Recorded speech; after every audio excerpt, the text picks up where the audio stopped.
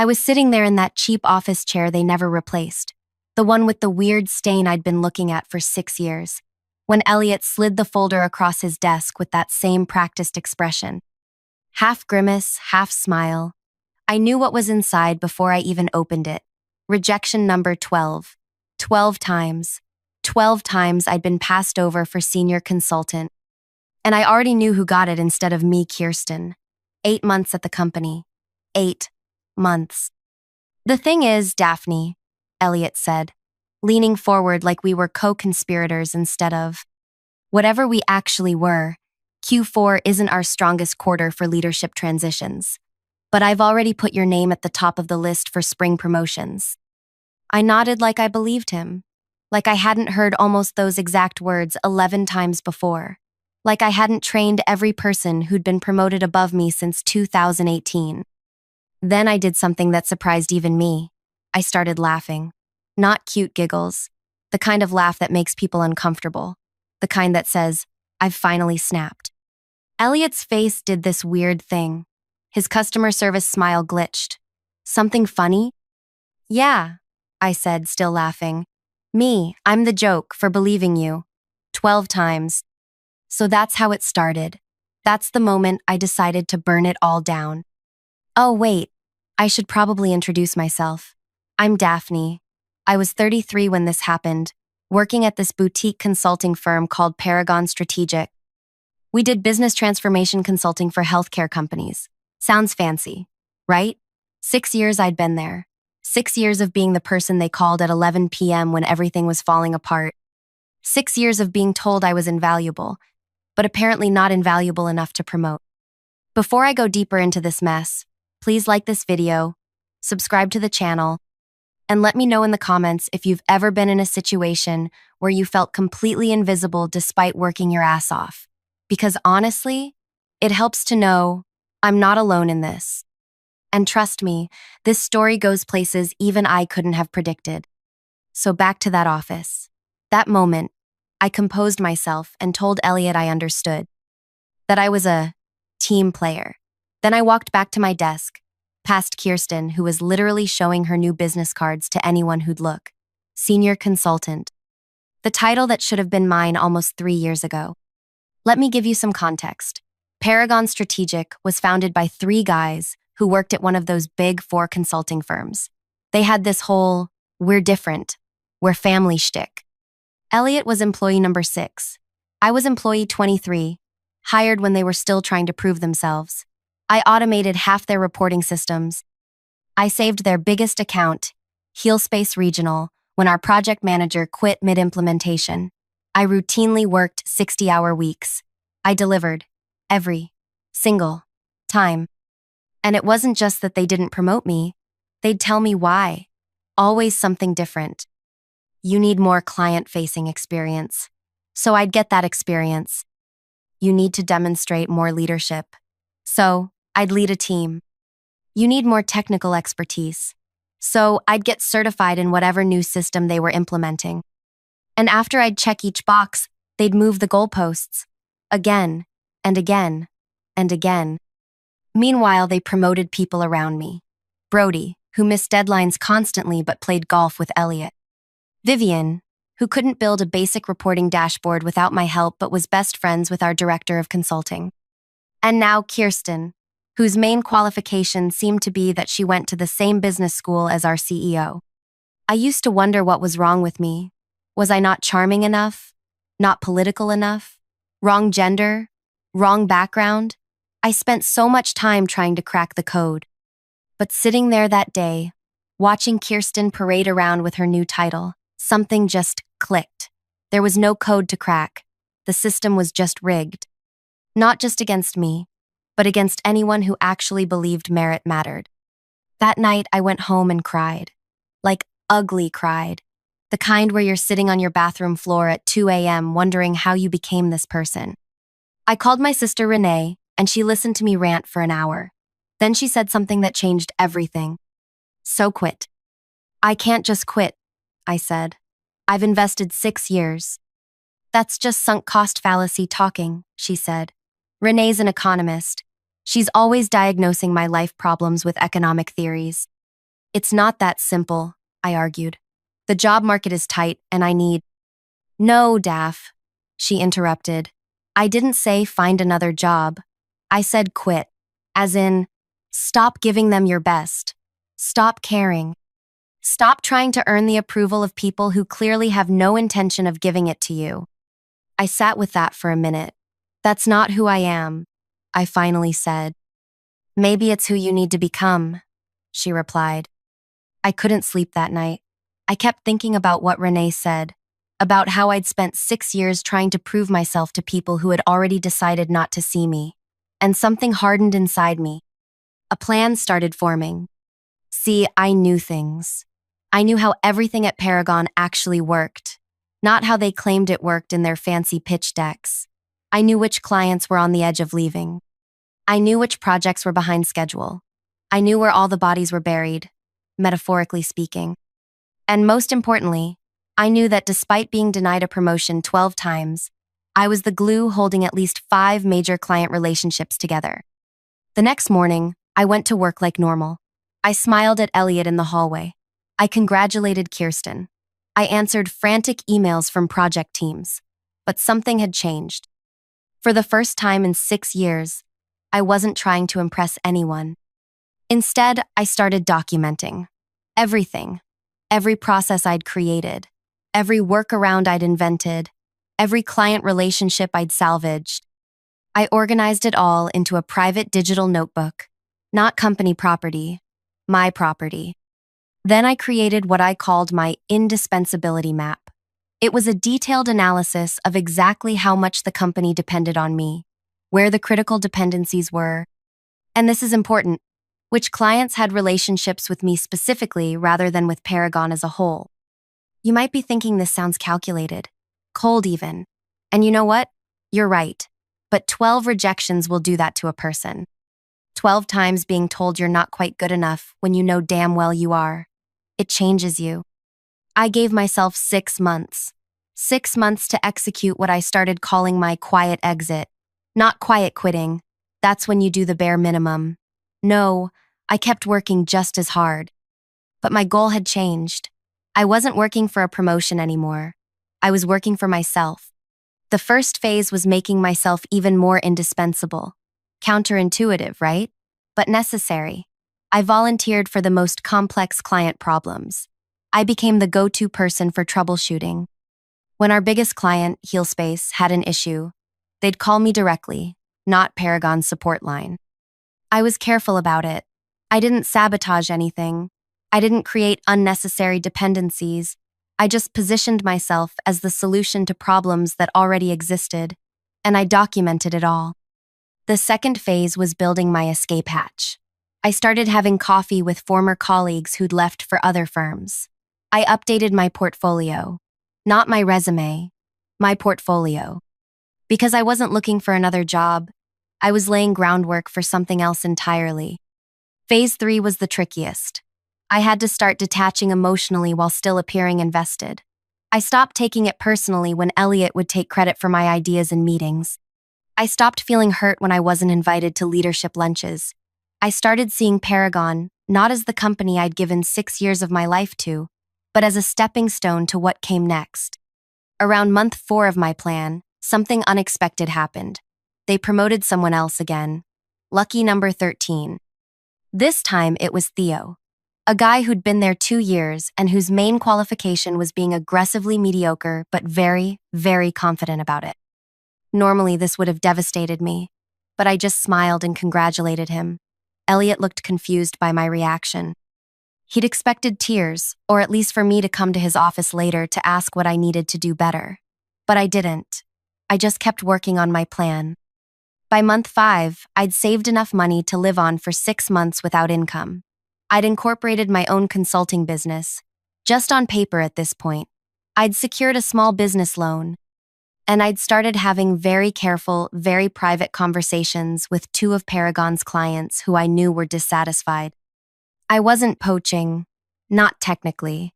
I was just being helpful, answering questions, providing insights, building relationships outside the Paragon umbrella. Then came the day. 6 months to the day after rejection number 12. I walked into Elliot's office without an appointment. "I quit," I said, placing my resignation letter on his desk. His face went through about 5 different expressions in 3 seconds: shock, disbelief, anger, fear, and finally, the one I was waiting for: panic. "You can't quit," he said. "We're in the middle of the Heal Space implementation. You're leading the Meridian Health Project. We need you." I just smiled. 2 weeks' notice. It's all in the letter. "Is this about the promotion? Because we can talk about that. Q3 is coming up, and I've been advocating for you." I cut him off. "No, Elliot. This isn't a negotiation. I'm leaving." And now we're at the part where it gets really interesting. The part where my 6 months of careful planning starts to pay off. The part where they finally realize exactly what they're about to lose. But before I get into that, I need to take a quick breath because even now, 2 years later, telling this story makes my heart race. Makes me remember how terrified I was, how close I came to backing down, how many times I almost convinced myself to stay in that comfortable misery rather than risk everything on myself. So, do you want to hear what happened next? How they reacted when they realized what I'd done? How my revenge wasn't just sweet, it was sustainable. Because trust me, watching them beg was just the beginning. The 2 weeks after I quit were absolute chaos. I've never seen a workplace implode so spectacularly, and I had front row seats to the whole thing. First, Elliot tried to convince the partners that they could easily replace me. Called an emergency leadership meeting, which, ironically, I wasn't invited to, where he apparently said, "Daphne's contributions have been valuable, but we have strong systems in place." That's when they started discovering just how wrong he was. See, I hadn't realized how much of Paragon's infrastructure I'd quietly built over the years. All those late nights fixing things nobody else wanted to deal with. All those workarounds I'd created because the official processes were garbage. It was like I'd been holding the company together with duct tape and determination for 6 years. By day 3 of my notice period, the panic had set in. Suddenly, Elliot wanted me to document everything I did. He scheduled daily knowledge transfer meetings. He even asked if I could create training materials for my replacement, who, by the way, didn't exist yet. "Sure," I said, smiling sweetly. "My hourly consultation rate is $275. His face when I said that? Priceless. Like I'd suggested he give me his firstborn child.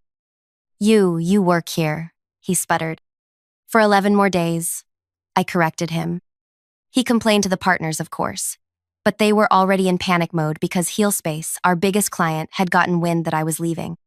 Their CIO, Lorraine, had called Paragon's CEO directly.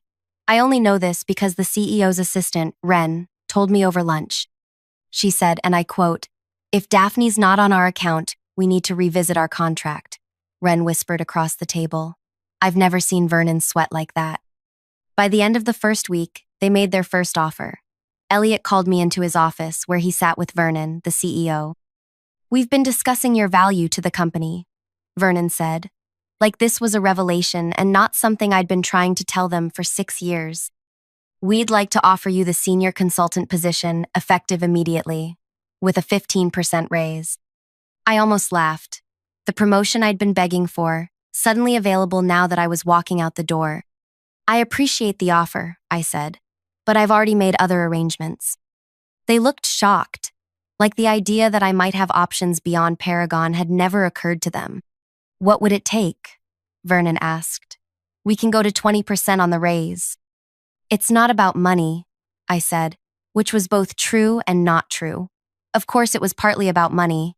I'd been underpaid for years, but it was more about respect, about recognition, about not spending another day in a place that had shown me 12 separate times that they didn't value me. By the beginning of the second week, things got desperate. Systems were breaking that only I knew how to fix. Clients were calling, asking specifically for me. The Meridian Health Project was behind schedule, and nobody could figure out the custom reporting dashboard I'd built. That's when they made their second offer. Senior manager skipping a level entirely, with a 30% raise and a seat on the leadership team. I declined again. "You're being unreasonable," Elliot said, his fake smile completely gone now. We're trying to make this right. 6 years, Elliot, I replied. You had 6 years to make it right. By day 10, Vernon himself came to my desk. He looked like he hadn't slept in days. Name your price, he said quietly. Whatever you want. Director level. Choose your projects. Work from home. Just stay. For a split second, I wavered. Director level would have been beyond anything I'd ever dreamed of at Paragon. The money would be life-changing. The power to choose my own projects was tempting.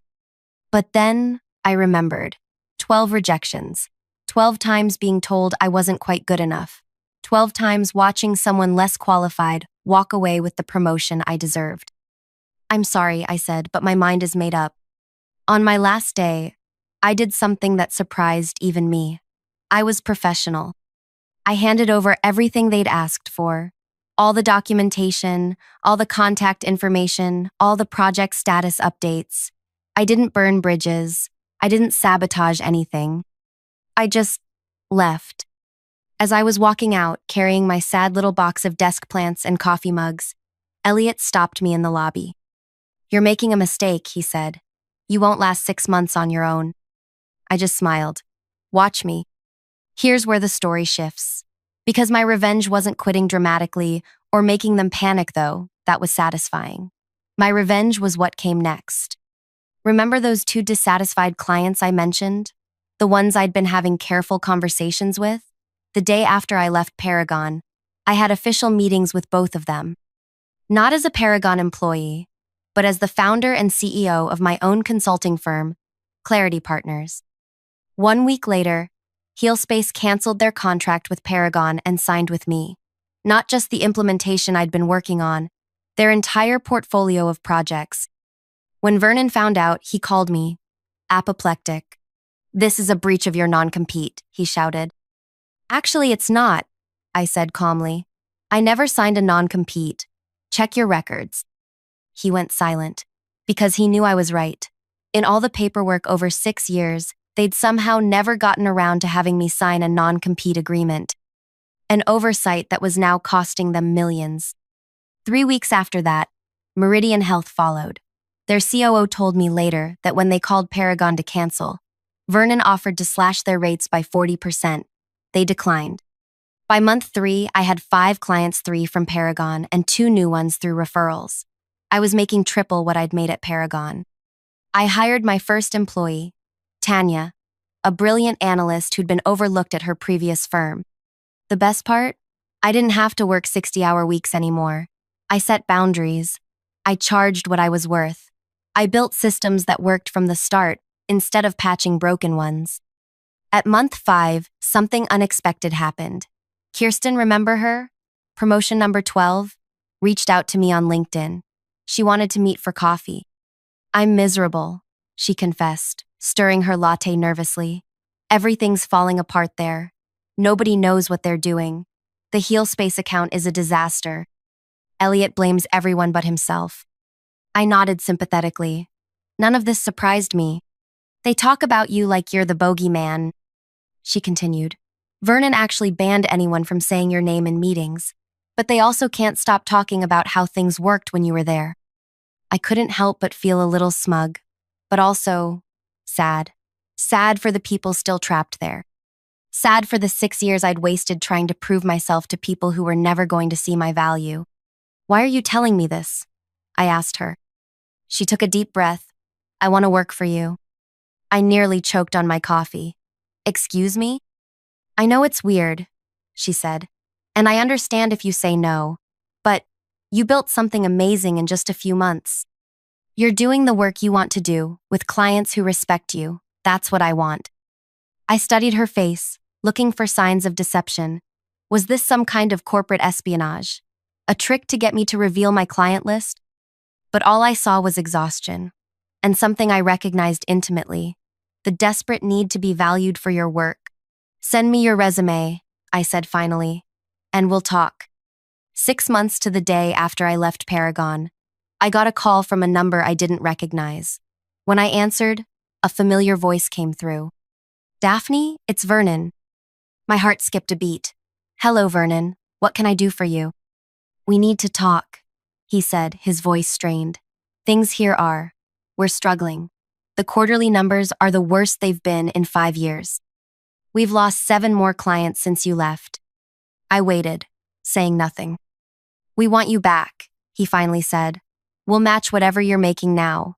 Double it even. Director level, equity stake, whatever you want. I closed my eyes, taking in the moment. This right here, was what I'd wanted to hear for so long. Validation, recognition, the admission that I had been right all along. But it came too late. I appreciate the offer, I said, echoing the words I'd used when rejecting their previous attempts to keep me. But I'm not interested. We're desperate, he admitted, his voice cracking. Please, just come in for a meeting. Name your terms. That's when I realized something important. My revenge fantasy had always ended with them begging me to come back and me triumphantly accepting on my terms. But now that it was actually happening, I discovered I didn't want to go back. Not for any amount of money, not for any title. Because I'd built something better, something that was mine. I'm sorry, Vernon, I said, and I was surprised to find I actually meant it. But I've moved on, and you should too. After I hung up, I sat at my desk, my real desk, in my real office, with my company name on the door, and I cried. Not sad tears, not angry ones. Relief, release. The final letting go of 6 years of feeling not quite good enough. Today, Clarity Partners has 17 employees. We've doubled our revenue each year for the past 2 years. We're selective about our clients, our projects, and most importantly, how we treat our people. Kirsten is now my director of client services. Turns out, when she's not trapped in a toxic workplace, she's actually brilliant. Tanya runs our analytics division. We even hired Ren, Vernon's former assistant, as our operations manager. Paragon? They're still in business, but they've downsized dramatically. Elliot was let go last year. Vernon reached out again 6 months ago, this time proposing a merger. I declined politely. The revenge wasn't in watching them struggle. It wasn't even in building something successful of my own. The real revenge was discovering that I never needed their validation in the first place. That I could value myself even when they didn't. The 12 rejections? They were actually 12 redirections, pushing me toward where I was supposed to be all along. So if you're sitting there right now, feeling overlooked or undervalued or stuck in a place that doesn't recognize what you bring to the table, please hear me. You don't have to set yourself on fire to keep other people warm. You don't have to keep auditioning for people who have already decided not to cast you. Sometimes the best revenge isn't about getting even. It's about getting free.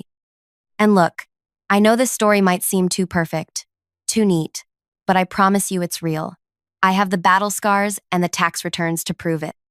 If you connected with any part of this story, please hit that like button and subscribe to the channel.